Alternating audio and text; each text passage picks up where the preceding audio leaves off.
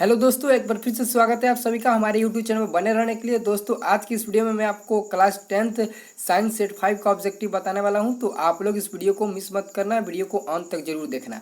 और दोस्तों, चाहते हो कि इस क्वेश्चन को आप पीडीएफ में डाउनलोड करें तो आप इसे पीडीएफ में भी डाउनलोड कर सकते हो। उसके लिए हमारे वेबसाइट पर जाना होगा। यहाँ पर नोट में आप लोग को मिलेगा कि पीडीएफ में डाउनलोड करने के लिए विजिट करें www.ranjanstudy.com। आप वहाँ से हमारे वेबसाइट पर जाइएगा और वहाँ से इस क्वेश्चन को पीडीएफ में डाउनलोड कर सकते हो, ठीक है। और दोस्तों, मैं आपको बता दूं कि ये क्वेश्चन मैट्रिक बोर्ड के लिए काफ़ी इंपॉर्टेंट क्वेश्चन है। आप इस क्वेश्चन को हमेशा के लिए जरूर याद कर लेना, इसलिए इस क्वेश्चन को पीडीएफ में भी डाउनलोड करके रख सकते हो, ठीक है। तो दोस्तों, ज़्यादा वक्त नहीं लेंगे, चलिए वीडियो को स्टार्ट करते हैं। तो यहाँ पर पहला क्वेश्चन दोस्तों देखिए, पहला क्वेश्चन देखिए, काफ़ी इंपॉर्टेंट प्रश्न है कि 4 स्ट्रोक पेट्रोल इंजन निम्नलिखित में से किस पर आधारित होता है। तो ऑटो चक्र पर आधारित होता है। तो यहाँ पर इसका आंसर क्या हो जाएगा, ऑप्शन नंबर डी, ठीक है, याद रखना। अगला प्रश्न दोस्तों देखिए, अगला प्रश्न आप ध्यान से पढ़िए। अगला प्रश्न है खगोल भौतिकी के लिए भारत में जन्मे किस वैज्ञानिक को नोबेल पुरस्कार प्रदान किया गया है। तो है प्रो चंद्रशेखर को आप लोग पता ही होगा। चंद्रशेखर किसका नाम है, चंद्रशेखर, ठीक है, प्रो चंद्रशेखर, ठीक है। चंद्रशेखर आजाद नहीं होगा यहाँ पर प्रो चंद्रशेखर होगा, ठीक है। इसका आंसर हो जाएगा ऑप्शन नंबर बी, ठीक है, याद रखना। अगला प्रश्न दोस्तों देखिए, अगला प्रश्न देखिए, क्लोरोफ्लोरोकार्बन ज़्यादातर कहाँ इस्तेमाल होते हैं। ये काफ़ी इंपॉर्टेंट प्रश्न है आपके बोर्ड के लिए कि क्योंकि क्लोरोफ्लोरोकार्बन ज़्यादा तौर पर रेफ्रिजरेटरों में प्रयोग किया जाता है, ठीक है। तो यहाँ पर इसका आंसर क्या हो जाएगा, ऑप्शन नंबर सी। आप इसे याद रखना, ठीक है। अगला प्रश्न देखिए, अगला प्रश्न देखिए, उत्तरी ध्रुव की खोज किसने की थी। तो उत्तरी ध्रुव की खोज किसने की थी दोस्तों। तो यहाँ पर उत्तरी ध्रुव की खोज की थी रॉबर्ट पियरी नामक एक वैज्ञानिक थे जिन्होंने उत्तरी ध्रुव की खोज की, ठीक है। तो यहाँ पर इसका आंसर हो जाएगा ऑप्शन नंबर बी। ये सब क्वेश्चन आपको साइंस में फिजिक्स को मिलेगा, ठीक है, याद रखना।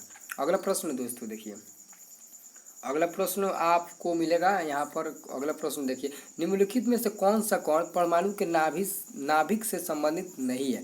तो यहाँ पर इसका आंसर हो जाएगा ऑप्शन नंबर सी, क्योंकि न्यूट्रॉन, प्रोटॉन और इलेक्ट्रॉन जो होते हैं वो परमाणु के नाभिक से संबंधित होते हैं, लेकिन यहाँ पर मेरॉन जो है वो परमाणु के नाभिक से संबंधित नहीं है, इसलिए यहाँ पर इसका आंसर हो जाएगा ऑप्शन नंबर सी, ठीक है। अगला प्रश्न देखिए दोस्तों, अगला प्रश्न देखिए, यहाँ पर कौची चिली को रंग विहीन करने हेतु प्रयोग किया जाता है। तो यहाँ पर इसका आंसर क्या हो जाएगा दोस्तों। तो यहाँ पर इसका आंसर का चिली का चारकोला, ऑप्शन नंबर सी आपका राइट आंसर हो जाएगा, ठीक है। अगला प्रश्न देखिए दोस्तों यहाँ पर अगला प्रश्न देखिए, अगला प्रश्न है कि शुष्क सेल की धनात्मक क्षण होती है। तो ग्रेफाइट की होती है, किसकी होती है, ग्रेफाइट की। आपसे मैं आपको बता दूं कि कहीं भी क्वेश्चन में ग्रेफाइट यानी कि हीरा ग्रेफाइट जैसे प्रश्न आए उसमें, तो आप उस प्रश्न को हमेशा के लिए याद रखना, क्योंकि ग्रेफाइट और हीरा से संबंधित बहुत सारे ऐसे प्रश्न आपके बोर्ड में पूछे जाते हैं, ठीक है। इसलिए इस क्वेश्चन को आप हमेशा के लिए याद रखना, ठीक है। अगला प्रश्न देखिए दोस्तों, अगला प्रश्न दोस्तों 8 नंबर प्रश्न है कि निम्नलिखित में से कौन एक बहुलक नहीं है। निम्नलिखित में से कौन एक बहुलक नहीं है। तो फ्रेंड्स यहाँ पर हो जाएगा स्टार्च एक बहुलक नहीं है, जो कि स्टार्च को हम लोग बहुलक के अंदर नहीं रखते हैं, ठीक है। तो ये बहुलक से अलग है, ठीक है। तो यहाँ पर इसका आंसर हो जाएगा ऑप्शन नंबर सी, स्टार्च बहुलक नहीं होता है, ठीक है।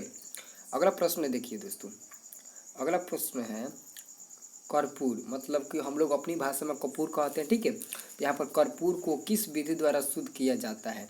तो यहाँ पर इसका आंसर देखो ऑप्शन नंबर है, ठीक है, क्योंकि हम लोग कपूर बोलते हैं अपनी भाषा में, लेकिन यहाँ पर कर्पूर को किस विशेष विधि द्वारा शुद्ध किया जाता है, ठीक है। तो यहाँ पर इसका आंसर देखो ऑप्शन नंबर है उद्रोपातन द्वारा, ठीक है। ऑप्शन नंबर ए इसका राइट आंसर होगा, ठीक है।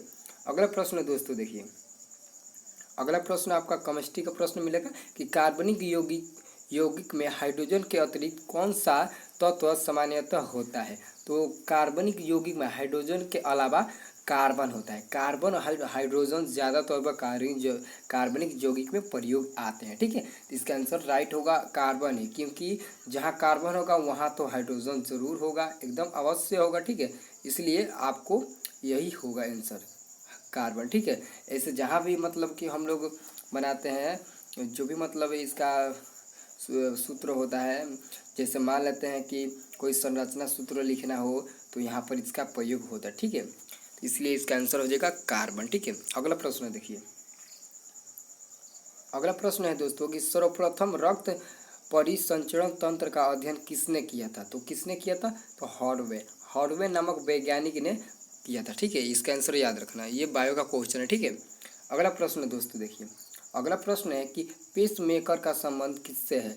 तो पेस मेकर का संबंध हृदय से है, हमारे हृदय से है, मनुष्य के हृदय से है। ठीक है, तो यहाँ पर इसका आंसर हो जाएगा ऑप्शन नंबर बी, आप याद रखना। ठीक है, अगला प्रश्न दोस्तों देखिए।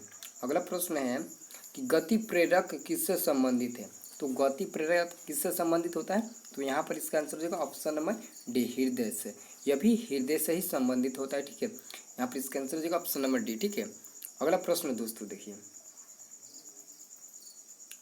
अगला प्रश्न दोस्तों यहाँ पर निम्नलिखित में से किनकी भितिया पर रक्त द्वारा डाले गए दबाव को रक्तदाब कहते हैं? रक्तदाब कहते हैं। तो यह है धमनी। धमनी का नाम सुनाइएगा, जो हमारे शरीर का एक हिस्सा है। ठीक है, तो यहाँ पर इसका आंसर हो जाएगा ऑप्शन नंबर डी। ठीक है, और दोस्तों इस पीडीएफ का अंतिम क्वेश्चन है, काफ़ी इंपोर्टेंट प्रश्न है। ठीक है, और ये अंतिम क्वेश्चन है कि सोते समय रक्तदाब में क्या परिवर्तन होता है? जब मनुष्य यानी कि हम लोग सोते हैं तो सोते वक्त रक्तदाब में क्या परिवर्तन होता है? तो वहाँ पर रक्तदाब घटता है। क्या होता है? रक्तदाब घटता है, क्योंकि हमारा शरीर शांत अवस्था में रहता है, इसलिए वहाँ पर हमारा रक्तदाब घटता है। तो यहाँ पर इसका आंसर क्या हो जाएगा? ऑप्शन नंबर ए आपका राइट आंसर होगा। ठीक है ना दोस्तों अगर चाहते हो कि ऐसे ही इंपॉर्टेंट मैट्रिक बोर्ड के लिए आपको क्वेश्चन मैं देते रहूँ तो आप लोग इस चैनल पर बने रहना। अगर चैनल को सब्सक्राइब नहीं किए हो तो फटाफट चैनल को सब्सक्राइब करके बेल आइकन को दबा लो, और जो भी हमारा आने वाला वीडियो होगा ताकि उसका नोटिफिकेशन आपको तुरंत मिल जाए। ठीक है।